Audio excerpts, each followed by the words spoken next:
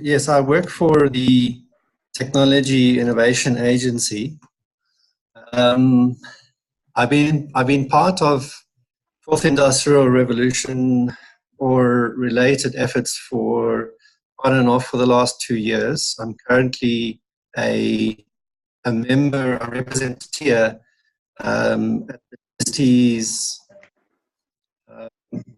National System of Innovation Coordinating Committee, which is mostly DST and its science councils. And so that structure is intending to feed into the national efforts that are coordinated by the Department of Telecommunications and Postal Services. You've probably seen recently that a presidential commission on the Fourth Industrial Revolution call for nominations was put out in the government gazette. So that commission is essentially there to develop a country strategy for the Industrial Revolution. But I'm going to, Alicia asked me to talk a little bit about the relevance to business. So I've tried to make my presentation at that level, so it hopefully won't get too academic. I also just should point out that I work at TIA, but the views in the presentation don't necessarily represent those of TIA. And I thought I'd just speak about, there's a lot of hype around the Fourth Industrial Revolution, and a certain amount of what I call techno-anxiety created by the fear of losing out, etc. So my talk outline is just also, just to kind of unpack this notion of the Fourth Industrial Revolution. And then this, I promise you, the second bullet point won't get too technical. It's essentially all about technological change, which underpins long-run growth within socio-technical systems. And don't get scared at this point. I'll keep it non-academic. And what's important is the diffusion of technologies and innovation into society and into markets. And then I'll dive into digitalization, mostly at the firm level, and then the use of digital technologies within firms and within products. Briefly about global technological risks as related to the technologies. And associated with that, digitalization is digital disruption. And then I'll by talking about some local examples of startups. I'm sure no one has seen this picture before, but this is really the sort of dominant narrative, or that's papers, it's on TV, it's on podcasts, etc. But I need to point out that this is by no means the accepted narrative, even if it's the dominant narrative at the moment. And as you all know, the Fourth Industrial Revolution is meant to be all about convergence of digital technologies. I won't read them all out. You can see for yourself. And the magic is supposed to happen in the intersection of these digital technologies. So it's all meant to be holding out great promise for humankind. And probably the most significant development that will happen, is happening, and will continue to happen is around artificial intelligence and its cousin, machine learning. So there certainly it's tapping into the narrative of blurring of boundaries between the physical, biological, and digital, and also the post-humanist discourse where humans are, evolving beyond our biological origins. There's online avatars where who you are online is different to who you are in the real world. And then there's robotic interfacing with the human body, with or without it. And at the extreme is the Silicon Valley-based way of the future church, which aims to focus on, I quote, the realization, acceptance, and worship of a Godhead based on artificial intelligence developed through computer hardware and software. I'm not making this up. So techno-optimistic, we utopian visions of technology and innovation have existed for some time. And certainly large-scale technological innovations have underpinned long-run economic growth in successive technological revolutions. But there's also the techno-pessimists who say, you know, technology is going to destroy jobs, it's going to destroy society, conversation. But these techno-pessimistic and optimistic perspectives have been with us for some time. But what I will say is that often there are unintended consequences associated with technological change. Criticisms of the fourth industrial revolution, it speaks of a revolution determined by velocity, scope, and systems impact.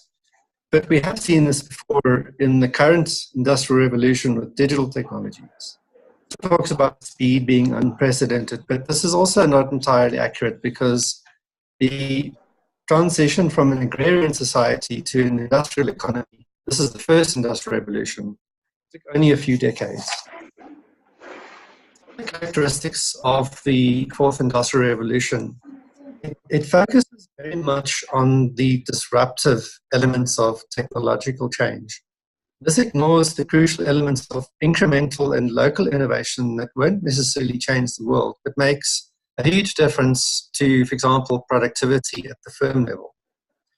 The narrative is also biased towards technological determinism, in which we as humans apparently have no choice but to adapt or leverage. So often in the media, you'll have the fourth industrial revolution is here.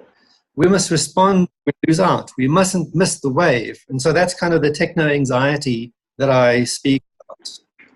What it does, it also downplays the importance of developing indigenous or local abilities, which was particularly useful in successful inbound technology transfer. But nonetheless, I mean, the World Economic Forum and similar organizations are putting this high on the political agenda. And since science, technology, and innovation are central, this is creating a great window of opportunity for us. So this is not the first of its initiatives. I mean, there are previous initiatives, and people sort of intermingle, they use fourth industrial revolution with industry 4.0 interchangeably. But in fact, where this all started in Germany, and they, who are the most advanced industrial base in the world, they conceived industry 4.0 as a construct which is centered on physical systems in order for German industry to retain world leadership, because they are the most advanced manufacturing base. And then you've got America, which realized the damage of offshoring to its economy, and is seeking to reshore manufacturing to create jobs and bolster manufacturing competitiveness. And then you have Britain, for example, similarly observed the impact of the financial crisis to their service-centered economy, and is seeking to stimulate higher value manufacturing. And I think there's too much focus on this fourth industrial revolution and not what we need to do through it or with it. Okay. So we need to be cognizant and not fixate on the fourth industrial revolution itself. It really depends on local conditions. We need to achieve very specific objectives through fourth industrial revolution type initiatives. This is I guess, the more scary slide, but don't worry too much. I won't get too technical. What I want to do is essentially just illustrate how surges in the economy and capital formation are under specific technologies and resultant innovations. And this is called techno-economic paradigms, which is your process of bang, bust, or bubbles and renewal, and that links with financial dynamics. Now, what's important to notice here on the left of the screen is that these revolutions manifest in specific countries due to a complex set of factors, partially predicated on the creation and growth of specific and knowledge-based capabilities. And these are cumulative, path-dependent, and mostly within firms. So essentially firms tend to do what they've always done and improve on that basis. And the diffusion of the technologies and innovation to other regions or countries can in fact take decades. So this, what I call temporal and geographic specificity for the initiation of a technological revolution and the subsequent diffusion of technologies, innovations, illustrates, in fact, that very few countries will lead technological revolutions. Most countries will follow. So everyone and his dog is claiming to take the leadership in this, that, and the other field in the fourth industrial revolution. But in reality, we'll keep on using imported external technologies where appropriate. The other thing to consider is that Africa didn't even participate in previous revolutions because of slavery, colonialism, and then the process of decolonialization. And also just to wrap up on this, it's generally acknowledged that you can't really predict or create a technological revolution due to the inherent uncertainty of the process. It's difficult enough to do at an entrepreneurial or firm level, let alone create a revolution at a country level. You normally do this in retrospect. So what's important, therefore, because if you innovate in a certain region and that innovation or technology diffuses to other regions or into firms or into regions or countries, you're talking about the diffusion of new technologies, which is essentially based on, the graph that you see in front of you is based on the seminal work of Everett Rogers, who wrote a book called Diffusion of Innovations, which was published in 1962 and continues to be republished. The blue is essentially representing kind of a histogram of the adopters or markets. And the gold S-curve is sort of what you see generally in a lot of management consultancy type presentations where they talk about overlapping S-curves. I think they just lose the context. So laggards, for example, my mom bought a smartphone with WhatsApp only last month, so she would fall into the laggards category. There's also normally an innovation chasm where you've got early market adoption, difference to the penetration into the mainstream market, and that's so you've got the guys who want the latest and sexiest tech, and then you've got the conservative people who are risk averse and want to buy it when it's less costly. That's sort of what you need to be thinking about. But these S-curves they're really rarely are they nicely shaped like an S-curve. They're normally quite bumpy. And this is technology adoption by households in the USA. Also kind of represent different categories of technology. And you see, the more you go to the current era, the quicker these technologies seemingly are being diffused and reach market penetration. So you'll see, for example, electricity, radio, refrigeration is at saturation. Everyone's got a fridge. You'll see a decline in landlines because people are not using them as much anymore.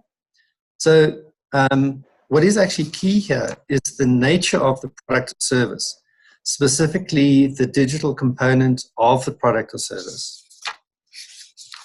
So just to kind of contrast this, by looking at digital technologies and using the diffusion of the telephone, the time it took to reach 100 million users worldwide.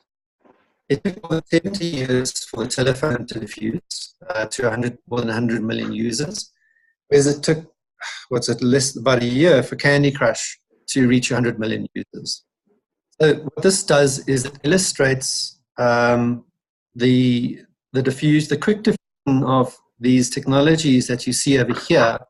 It's mostly due to the digital proportion of those technologies. So ones that are very fixed, they're not connected, they're discrete, like a fridge. A fridge is, currently you still don't talk to the toaster. They just sit there and hum and keep food cool. whereas these technologies diffuse very quickly because of their digital nature. And of course, the availability of ubiquitous Wi-Fi and platforms like Google Play also contribute to the speed of diffusion, amongst other factors. And if you look at the way the characteristics of the biggest companies in the world have changed over the years, you'll see that in the early 2000s, they were dominated by, the true industrial companies. You've got General Electric, some oil companies, but Walmart there. And over time, this has changed. And you've now got so-called tech companies. And I use that word grudgingly because I don't quite like the description, but nevertheless. And what you're seeing here is value is being derived mostly or partially from digital goods and services. Going back to this slide, you'll see here is an appreciation of the digital nature of this so-called fourth industrial revolution. In fact, becoming digital is just a precursor to where the magic happens, right? But some other features and consequences of digitalization is that you've got in addition to them being underpinned by digital technologies, there's a co-evolution of these technologies when society changes and when market changes. So, for example, when the iPad first came out, no one really knew what to do with it, and it's now spawned an app economy and so on. There's also these new business models that are emerging. You could never have an Uber without the underlying internet. And also, what's becoming more and more, people are becoming more and more aware of is the unintended consequences and perhaps often the abuse. I use that word lightly by certain companies, where you've got technological advancements in a regulative. So in the best economy, assumption is that corporate activities will kind of benignly take place to the benefit of society. But there are often significant unintended consequences. So if you look at the way that,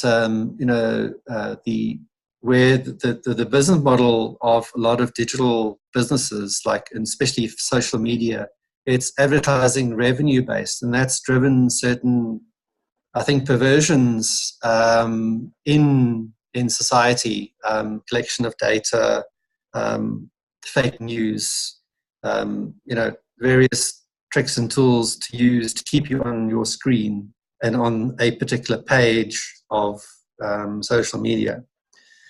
The other thing is that with increased connectiveness comes the threat of cybercrime, cyber espionage, hacktivism, and even cyber warfare. You then also need to look at the fragility of the South African economy, given our general low skills base and high unemployment, and the risk of worsening poverty and inequality. So this is tied into the impact of digitalization and various forms of automation. So I do,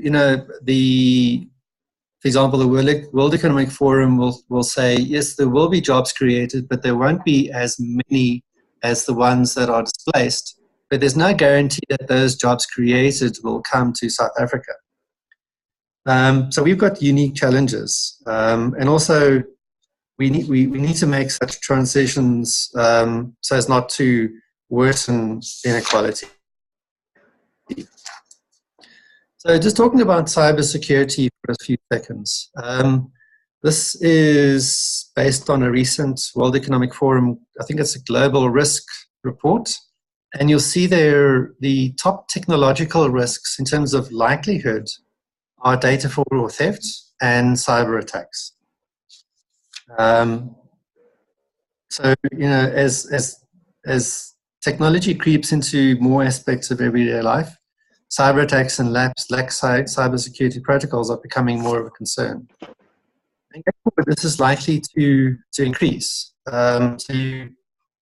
This is, so what you see here, there's cyber attacks, which entails the theft of data and money. But more and more, you're seeing cyber attacks that entail the disruption of operations and infrastructure. Even in some cases, the destruction of critical infrastructure. There was a article on cyber warfare happening in the Ukraine, based on people are, they're saying that it's the Russians using Ukraine essentially as a sandbox to refine their cyber warfare. And they're taking out energy grids and critical infrastructure, say in the dead of winter, where pipes are freezing up. But then also, technology is influencing society in other ways too, such as the pervasive issue of fake news. And this is enabled through social media platforms. Turning to the South African economy, what is this digital disruption, which essentially is the precursor or kernel of what you can call the industrial revolution? What does it mean for the South African economy? Look at the four economic sectors in terms of the likelihood of being disrupted by technologies.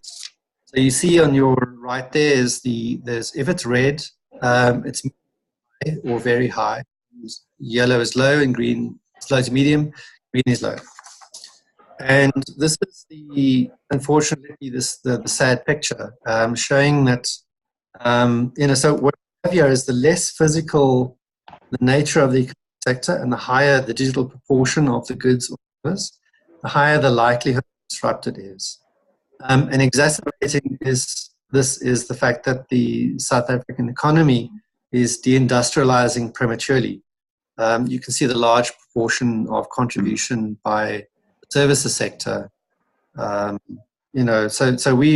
This profile would match an advanced economy that is moving towards a services economy, but we've deindustrialized prematurely. So you've got almost 2/3 of the economy which is at high risk of digital disruption. And so in terms of these digital and internet-enabled disruptive startups, you take a sector and you add tech onto it. Mostly these are services sectors, but you can also get these tech disruptions happening in other sectors, agri. And these are what I believe to be the local tech startups. So just to give a few examples, Walla is a free money app that uses blockchain technology to enable zero-fee, instant borderless micropayments for consumers in emerging markets. In SureTech, there's Pineapple, which claims to be the world's first flexible, scalable, and decentralized peer-to-peer insurer, providing insurance coverage to members. I've actually changed my insurance provider through another company. I'm paying about half. There's no call center. You chat with a bot. You use an app to do your vehicle inspection instead of going to a vehicle inspection center. So as this gains pace, there's going to be severe, quite a big disruption to industries. Now, there was a really great article by Alon Riaz of Riaz Core in Business Day about a week ago. He's talking about, I think his is the only article I've seen that actually makes sense and goes kind of beyond the hype to the reality. He's talking about sort of how relevant is all of this talk of the fourth industrial revolution and disruptive is to South Africa. So if he uses an example in the agricultural industry, where you have drone technology combined with highly sophisticated surveillance technology for precision farming, where you can meet the needs of every single plant, as a result produce a much higher yield per square meter. But the problem in countries like, for example, Somalia, by the time that theoretically higher yield produce gets to market, most is already spoiled anyway. So it's the lack of cold chain logistics and poor road infrastructure that makes farmers located more than 100 k's from Mogadishu irrelevant, even if they've got access to the so-called fourth industrial revolution technology. If you contrast that with the example, I'm sure most of you would know the example of Zipline. They distribute medical supplies and blood products by drone to far-flung areas in Rwanda that are difficult to reach, using existing drone technology to overcome infrastructure inefficiencies. And then you got Yeza Express, which is this is a South African bicycle delivery service that collects chronic medication from public health facilities and delivers the medication directly to people's homes. What this does is it helps poor people that don't have access to money, time, energy, and transport to collect the medicine from public health facilities. It also alleviates the pressure on local hospitals. Then you've got empty trucks. I wish I had thought of this myself. Essentially, it's an open online marketplace where you can find vetted transporters with various fleet sizes. So you've got, trucks going down to the coast and they come back empty. So why not make use of that capacity to transport goods back? Really brilliant. So what this is all about is it's the use of appropriate existing technologies within local contexts to solve a specific local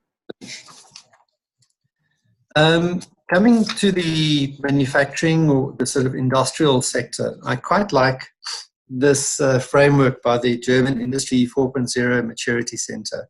It kind of unpacks you'll see it envisages a process of getting the basics of digitalization in place in the first, followed by using more advanced analytics, moving towards building future predictive scenarios of what the market might look like, for example, and ultimately optimization. And in their model, they've got the diagnostic, which looks at the level of maturity across 4 areas related to this whole process. So what you'll see here is also a lot of softer issues like collaboration, willingness to change, organizational structure, not just the harder tech issues like ICTs. So this kind of looks at it from a firm level. So just to wrap up, essentially the fourth industrial revolution is currently the dominant narrative. It does have its flaws. There are earlier, probably more rigorous frameworks, but this is on everyone's lips. In fact, I spoke to a visiting professor from the UK who commented that in his experience, he's never seen the fourth industrial revolution narrative as strong globally as he has seen it in South Africa. And this is really creating a window of opportunity for us collectively.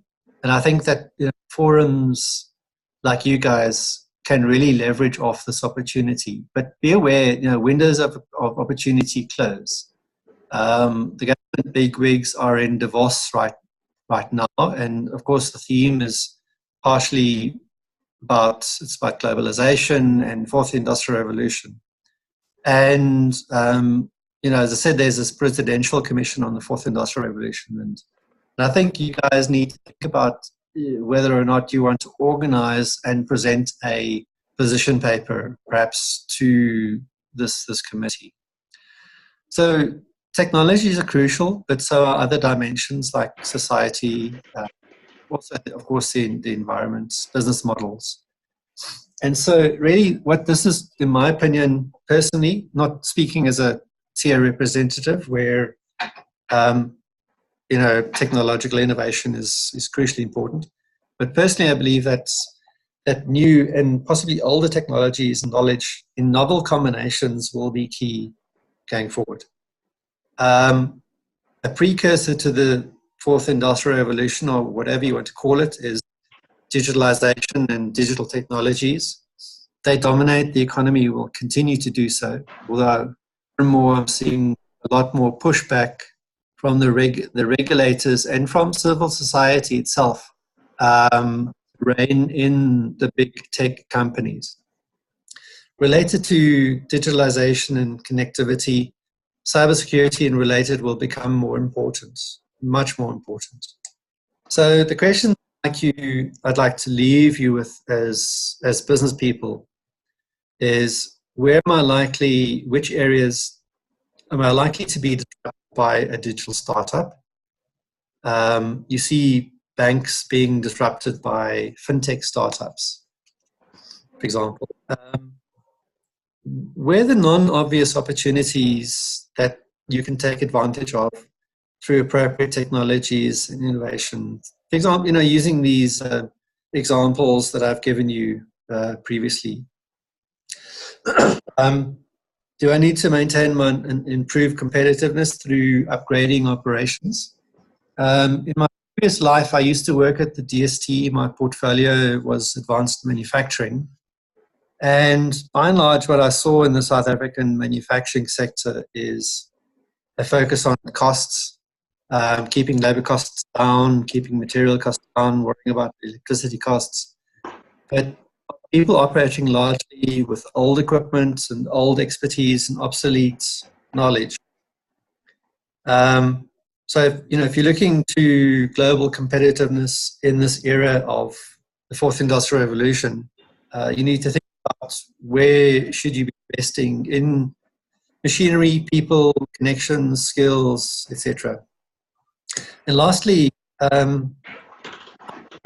advocating wholesale digitalization and connectivity, because you need to ask which are your crucial elements of business that might be vulnerable to cyber attack or data theft. So I'm not saying you need to connect everything, including the coffee maker and etc. You need to think about what you should be digitalizing and what not. And related to that, what are your cybersecurity competencies that you'll need in-house, or are you going to make use of some kind of service? So that's it from me. I want to thank you for your attention, and I look forward to questions and discussion. Thank you very much, Garth. I think at this point in time, I would like to open for questions. So if anyone has any questions to Garth, you're more than welcome to post them. Just unmute yourself. You're muted. Okay. If I could start, Garth, I really liked your bringing back the hype, sort of back to the question of rationale. Like, why are you doing what you're doing, and why are you seeking to improve or adopt certain technologies? I think that's a very, very valid point, because there's a lot of companies that are sort of innovating for innovation's sake, which is, we've seen, can be a very dangerous and expensive exercise. The question I had, though, is that you mentioned how South Africa is sort of de-escalating our manufacturing sector prematurely. Do you believe that the appropriate application of fourth industrial revolution technologies can help to rejuvenate or stabilize our manufacturing sector, or do you believe we will continue to be at the mercy of more developed manufacturing? Yeah, sure. It's a really big question, and honestly, I don't have an answer. I think there's the DTI. In fact, the minister himself has basically admitted that the industrial policy that they've had in place hasn't really worked. I think the best that he could muster was that it's not as bad as it could have been. I think the manufacturing sector is characterized by like so many different competing forces. You've got organized labor, and organized labor, their membership is declining, so they're in a very defensive space, and can be quite combative at times. And so what I saw was when I was at the DST, is that companies were mechanizing not necessarily to save costs, but to guarantee production because they had export orders and they couldn't afford a break in their production because if they did so, they would essentially lose that order forever. There are, the other thing that I hope that this presidential commission would do is to have some policy coherence, because the DTI is doing something, the Department of Telecommunications and Postal Services is doing one thing, Department of Labor is doing another thing. So what I'm hoping is that all of this is going to come together in the country strategy. The country strategy is got, I think, about 7 national departments on board. Or the intention, that's who active players are at the moment. The advisory committee, I'm not sure who those people are going to come from. Hopefully you're going to get true industrialists who are amongst the crop there and not sort of the usual lobbyists and the usual suspects who've got their hands out for more subsidy money. The whole thing about using, the fears of destroying jobs is a real, in itself, a discussion that you can have for a month and still have no conclusion. Ultimately, at the core, you've got the South African education system, basic education, which is really not performing very well despite, significant investments. You've then got quite a constrained higher education sector. The outputs there have been, the infrastructure hasn't really been expanded significantly in any fashion over the last decade or so, but the amount of students going in there is increased, and so there's pressure on higher education system. The technical stream is still very much underappreciated. Maybe that's something you guys could consider as a colloquium, to look at revitalizing the manufacturing sector. I know there's a lot of people who are interested in this, and debate, pulling people together to debate what might happen. All I know is that you can't necessarily look for a tech fix to a social problem without looking at the social roots.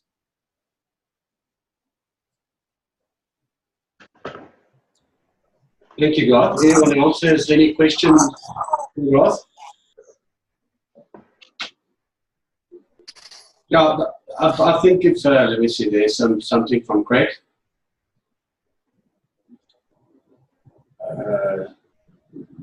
Okay, Craig just says there, thank you for the presentation and for this forum. I'm Craig Longs from the CSIR. Sorry, I don't have a mic at the moment. What do you think is SA's role in the regional SADC in terms of 4IR? Are we regional leaders, or are we other regional countries taking a lead? Who should be working with, we be working with to grow our market? Yeah, interesting question. There's a lot of, I think there's more focus now on the African Continental Free Trade Agreements. There are many regional groupings such as SADC. We're also part of BRICS. There's, I'm not sure if it's still active, there's the India, Brazil, South Africa grouping as well. And honestly, I think the focus there is more around regional integration and harmonization and market access before you get to speaking about sort of the sexier tech stuff. If we, for example, can get basics like visa access and control, etc., sorted out. I mean, the analogy is the education system. Certain quarters of government are talking about introducing coding in schools. Now, and then other people will say, well, let's just get the basics right. Let's get our standards up, pass rates up, quality of teaching and learning up, infrastructure of schools up, etc. So I'm not so sure that we should put the fourth industrial revolution narrative at the heart of any regional discussions. I think we're looking at getting the basics right on a trade and investment level first before you tackle the sort of advanced fourth industrial revolution stuff. Thank you, Craig, for the question. Garth, don't we then run the risk of not having developed the required sort of skills while we get sort of our infrastructure and policies and all of that in place? Like, because I mean, any education plan there's a 12-year lag based on time required. Shouldn't we be looking at some interventions, at least like in primary school levels or something like that? Yeah, I think you've got a valid point. I'm not an educationalist, so I might be speaking out of turn. But I've gotten to know a guy in a school in Garankuwa who doesn't even have access to a computer laboratory, let alone Wi-Fi or anything at school. And so how would that environment cope with the introduction of coding? Again,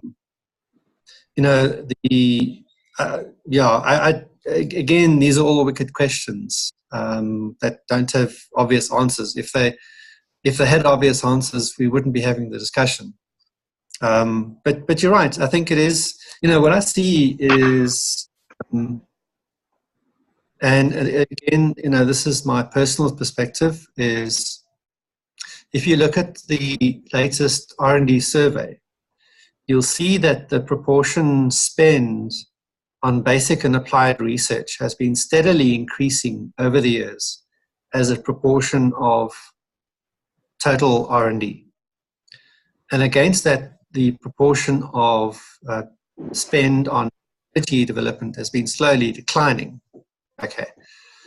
I'm not saying that science should not be done, but it's concerning when the amount that the little funds we have is increasingly being devoted to basic and applied research to produce new scientific knowledge. We're batting against players that have 100, 500 times our R&D budget. And I think some balance needs to be sought between scientific research and technology development and innovation. Even the use of existing technologies. So TIA's got a plan for partnering with other departments to implement their innovation plans. But you then need to start talking about beyond the sort of narrow technological innovation. Certain sectors, IP is not important. Scientific research is not important. If you're talking, for example, the gaming industry, it's design, it's computer skills, it's maybe getting product to market fast. So different competencies required, not just sort of your scientific skills. So that's just one example. Other sectors might have different innovation and technology requirements. You don't necessarily need to have everything done in-house. But as I've said previously, what's important is scientific and knowledge-based capabilities. So you can, if needs be, do scientific research. Certain sectors are science-intensive, such as pharmaceuticals, electronics, chemicals. Other sectors are not so much. And it's having those dual capabilities to do indigenous R&D, plus also be able to absorb inbound technology for transfer and local adaptation. So yeah, skills I think is the cornerstone. Personally, again, if we can improve our education system, that will bring us probably halfway to our goal.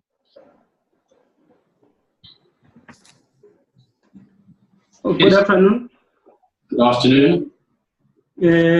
Thank you very much for the forum, and it's so beneficial to some of us who are down in Eastern Cape. I just want to ask a question here. In the presentation there, you stated that South Africa has its own unique challenges. So I want to believe that contextualizing Industry 4.0 to the South African environment might be very important. So what are the dimensions that we need to look into so that maybe we can localize Industry 4.0 to the South African context? So, I think that to me, the pinnacle challenges that we face are contained in the National Development Plan: poverty, inequality, and unemployment. And then, alongside that, you have the imperatives of transitions, so we can avert the effects of climate change. So, if you look at the Chapter 5 of the NDP, it's about just energy transitions, not just going straight from coal to renewables. It's doing so in a fashion that doesn't worsen unemployment, poverty, and unemployment. So, but what you probably might have picked up is I don't really like the term Fourth Industrial Revolution. I mean, at sort of the worst, you can have. I heard a colleague tell me about someone contacting him, where can I buy the Fourth Industrial Revolution? So it's useful as a construct to talk about, but essentially you need to kind of go down to the next level. All right, what are the important business models emerging? What are the technologies that are going to be enabling job creation? That's going to be helping the poor. I think to answer your question, because it's really very broad, it depends on the regional context, sector, the companies operating there. So I think it's difficult for me to answer your question specifically. But yeah, I agree, contextualization is everything. Thank you. And I think the examples I brought of those two companies addressing identifying a problem and therefore an opportunity, and addressing it in a novel fashion. Using maybe some product development and off-the-shelf technology, and you essentially got business model innovation happening to generate business. Thank you. Thank you. Yeah, I think it's very important to understand that the Fourth Industrial Revolution, or Industry 4.0, is not specific that something that you have to buy and you have to get it. It's got many aspects to it. And essentially, is you've got to ask yourself, what are the problems and the challenges you have within your environment, with your business, and how are you going to leverage technology in order to solve those problems? And I think that's essentially the questions you have to ask. I mean, obviously, Industry 4.0 initiatives is probably not even relevant to everyone, because you might not need it, but you have to consider it and see how it does impact your business, and how does disruptive technologies that's emerging from the market, how's that going to affect your business to sustain your business in the long term? I mean, and essentially that's why we've created this forum. I mean, this forum, it's free and open to everyone. And obviously there's no single silver bullet that will give everyone the right answer, but we want to invite everyone to link up with us. You've got our contact details. Ask your questions, and we can have more specific answers formulated, or even just have one-on-one discussions to further explore your challenges, or try and clarify how Industry 4.0 will impact your business or your life. And I think this is essentially where we want to start with the forum, is to start creating that network of people that can give you new insights to your challenges. Let me just have a quick see. I see there's a chat here from Gordon again. I see there from Gordon, good friend of mine in Cape Town. So it's in relation to the European Union. I mean, they just on their digitalization efforts and setting up digital research and innovation centers, infrastructure across the continent. I mean, they're spending billions.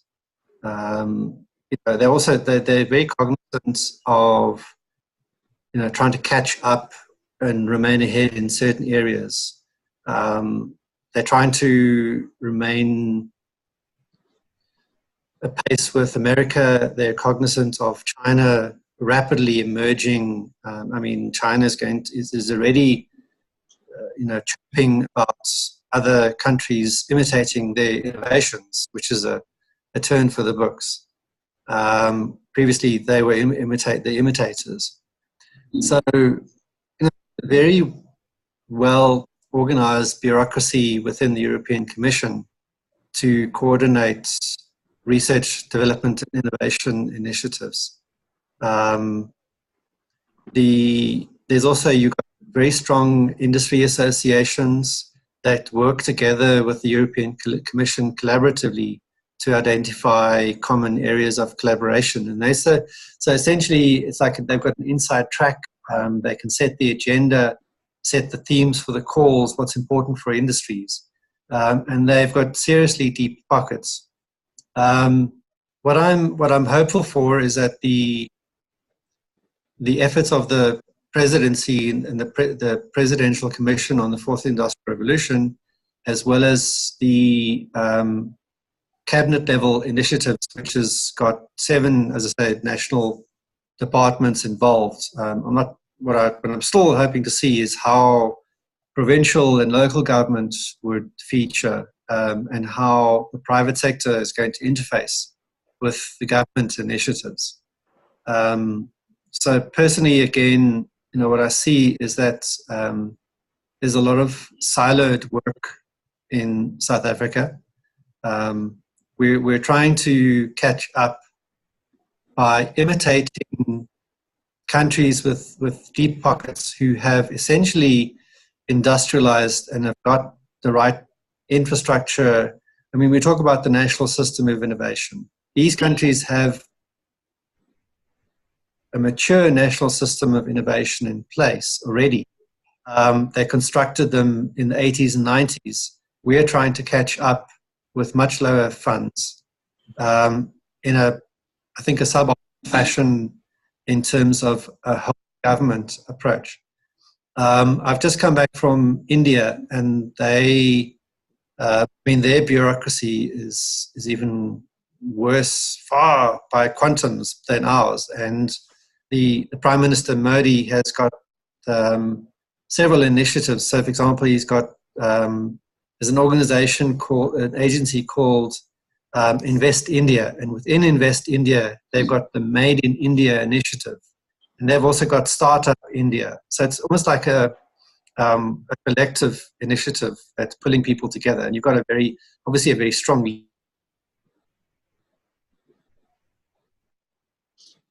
leader behind. Personally, I think that we need to coordinate more and work together with one another more. I mean, you throw a stick and you'll hit someone talking about the Fourth Industrial Revolution at a conference. It's just incredible. Just, as I say, it's so much hype. It's great that there's forums springing up, but then every single conference or event has Fourth Industrial Revolution tagged onto it. It's great that these things are happening, but there's also a lot that's very disconnected. And what I'm hoping to see is a lot more policy harmonization and integration coming out.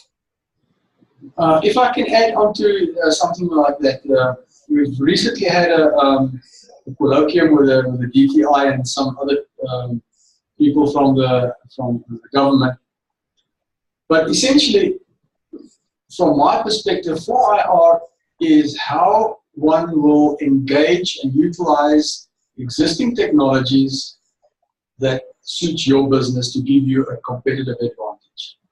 So it is, in my mind, all about understanding what is out there available, understand what your competitors are doing, and what must I do, and apply technology suitable for my environment, my business, to gain or just keep abreast of my competitors, because that's what gives you the advantage. And I'm talking from a manufacturing perspective now. The fact that we don't have an innovation or a huge budget for innovation does not mean that we cannot become 4IR compliant and apply all the technologies to the best of our business. And we must also consider the fact that you can consider your business in isolation, but if you look at your business in the context of a value stream, or call it a business stream, you would have your customers and your suppliers. And in many cases, our experience shows us that our customers, i.e. downstream from us, are imposing 4IR type requirements on our business. Example, I want to see the status of my order in your environment. On which machine is it now? Will it be on time? Will it be on quality? And unless you are prepared to fulfill those requirements, that customer, the current customer of yours, may just go up to a next or your competitor, because that competitor already has that ability. And that means that if you are wide awake, you can start superimposing those requirements, if you have them by yourselves, on your suppliers upstream. And say, okay, I want to make sure that all my materials are on time and available so I can produce and have my product available to my customer on time. And then all the bells and whistles that goes with it, where you can see, okay, big data. How many times have I been on time? How many times have I been late? Where did the part get stuck in my manufacturing environment, etc., etc. So it is really the skill, if I can call it that, to make sure that you can select from all the elements of 4IR, those most appropriate for your current situation, that keeps on giving you the edge above your competitors. There are, in my mind, only a very few very innovative companies that sees the opportunities of putting various technologies together and create a new business.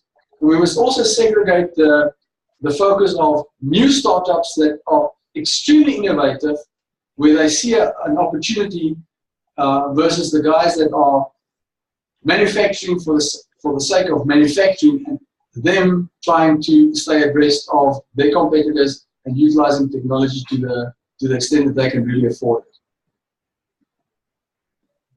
Yeah, agreed. I think, you guys are part of global value chains in a very high demand industry. So you almost have no choice but to continuously improve and incorporate latest technologies as demanded by your customer. Yes. And there are great differences depending on the character of the sector where you're operating in. Yeah. Startup sector is very different to yours, yeah. Oh, sorry to interrupt. Although that is the case, we are focusing on how can we leverage technology to become more competitive in an already competitive society of suppliers out there.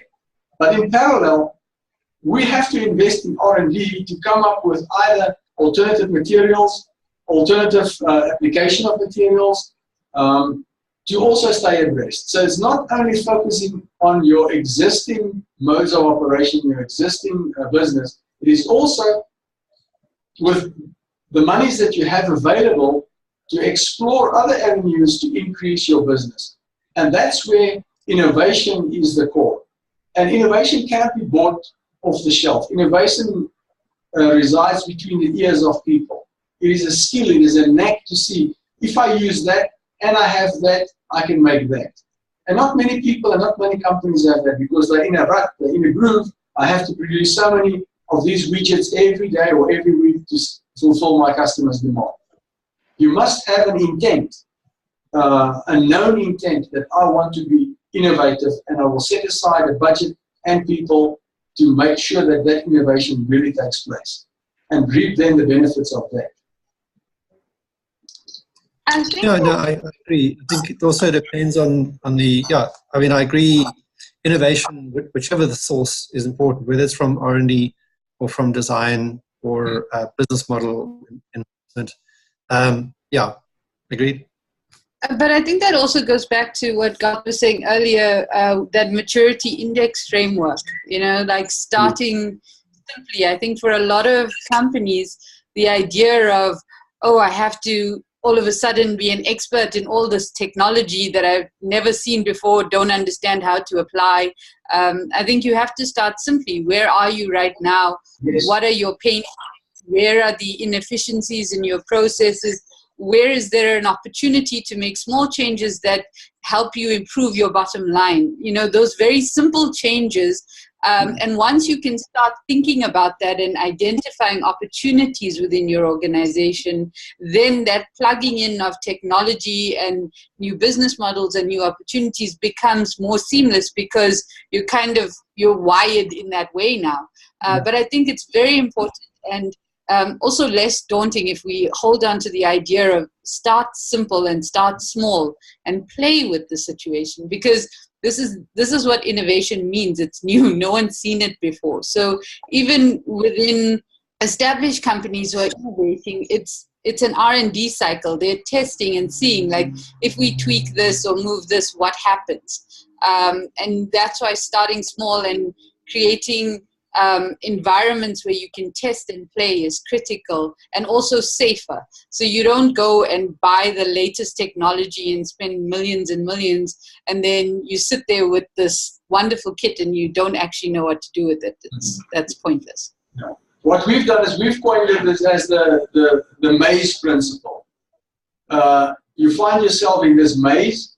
You don't have a view of where you are. You have nobody. There's no sort of call a friend, because if you had that, you would not have been in that predicament of finding yourself in a maze. But if you can leverage an ecosystem such as this, or a forum such as this, and say, okay, this is where I am right now, help me find a way, I think I want to be there. And then, as you rightly said, find the most appropriate, most value-adding things and do it in short, agile bursts and say, okay, I've done this, it's benefiting me. Next one, next one, next one. And you can gradually grow out and map for yourself a path out of this maze and actually come to the edge and be in a position to help other guys that sits in the maze. Exactly. Well, okay, I think we've actually reached our time, but maybe just as a note, one of the sessions that we are planning to do in 2 weeks from now, Jeff volunteered to start talking about strategies on how to approach Industry 4.0 with the environment. And it connects directly with what Alicia and Jeff has been talking about right now. As where to start, the small things that you can change, and reaping the low-hanging fruits, and then growing your business from there forth. So I'll be sending out invites to everyone. Garth, thank you very much for your input. I think it's a nice foundation to start the year off, because I think Industry 4.0 is becoming a strategic driver in all businesses, and people really need to understand how they fit into that, and the technology fit into their business. So we will continue building on this throughout the year, and hopefully Jeff can provide more value on how to start this within your businesses. But don't wait until just then. If you need anything else or need specific questions or clarification, feel free to contact us on the website or via the advert that we send out. And we'll try our best to give you some information. Remember, this forum is open and free for everyone, and we are really trying to get awareness going throughout South Africa, and then we can start engaging on the next levels when there's a requirement.